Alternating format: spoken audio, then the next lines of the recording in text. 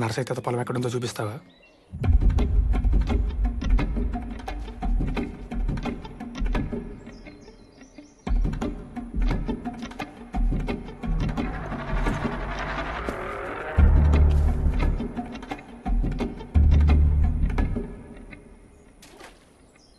లోపల నీళ్లున్నాయి. నర్సయ్య తాతకి నీళ్లు పోవాలంటే లోపల నీళ్లు పైకి రావాలి.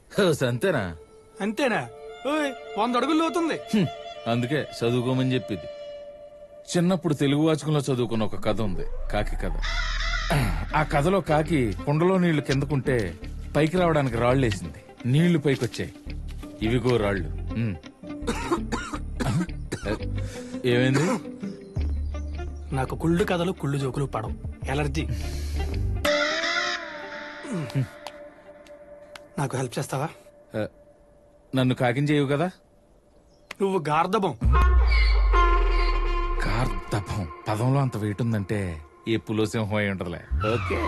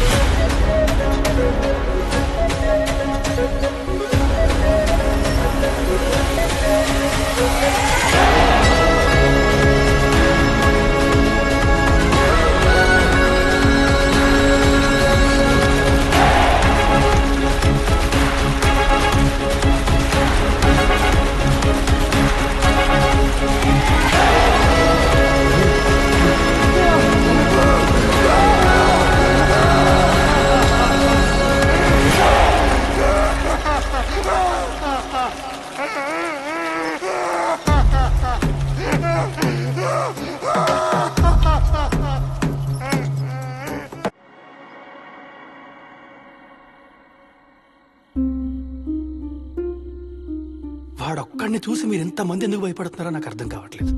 పోనీ వాడు కాకపోతే వాడి పై అధికారి ఎవడైనా ఉంటాడు కదా. వాడు ఒక్కడు కాదు బాబు, 10 తలకాయలున్న రావణాసురుడు వాడు. వాడి నాన్న ఎమ్మెల్యే, ఆ ఎమ్మెల్యే బావ మంత్రి, ఆ మంత్రి కొలపోడు ముఖ్యమంత్రి. ఇలా అంతా ఒక గూటి పక్షులైతే మా గోళ్ళు ఎక్కడ నిలబడతాయి బాబు? ఎన్నేళ్ల నుంచో మా కోసం ఒక్కడైనా రాకపోతాడా, మా కష్టాలు తీరకపోతాయని బిక్కు బిక్కుమంటూ ఎదురు చూస్తున్నాం బాబు, చూస్తున్నాం.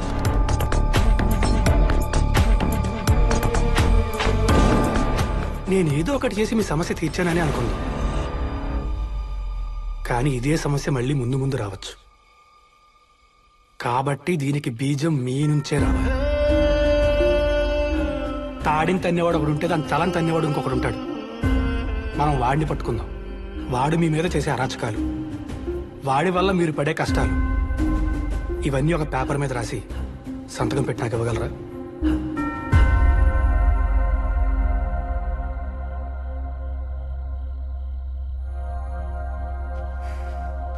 లేరా,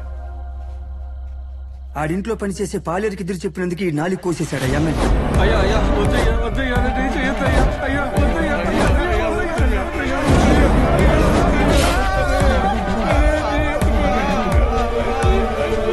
అలాంటిది ఆడి మీద కంప్లైంటా? అంత ధైర్యం ఎవడుకుందాన్ని ఇక్కడ? భయం, మౌనం. నీకు తెలుసా, భీష్ముడు తన జీవితంలో చేసిన ఒకే ఒక్క తప్పు. కోపం ప్రదర్శించాల్సిన చోట మౌనంగా ఉన్నాడు, ద్రౌపది వస్త్రాపహరణం జరిగినప్పుడు.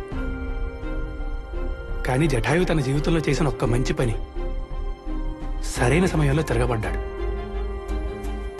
రావణాసురుడు సీతనెత్తుకెళ్ళినప్పుడు వాళ్ళ సమయం వచ్చినప్పుడు ఇద్దరు చనిపోయారు. కానీ భీష్ముడి చావు అత్యంత దీనంగా అంపశయ మీద జరిగితే జటాయువుకి దక్కింది ఆ శ్రీరాముడి ఒడి. అన్ని వేళలా మౌనం కూడా పాపమే. కట్టేసి కొడితే పిల్లి కూడా తిరగబడుతుంది. అవసరం వచ్చినప్పుడు మనిషి కూడా మారాలి, లేవాలి, ఎదురు తిరగాలి. మీలో ఒక్కడు తిరగబడితే 100 జీవితాలు బాగుపడతాయి. 10 మంది తెగిస్తే ఒక తరమే బాగుపడుతుంది. బాబు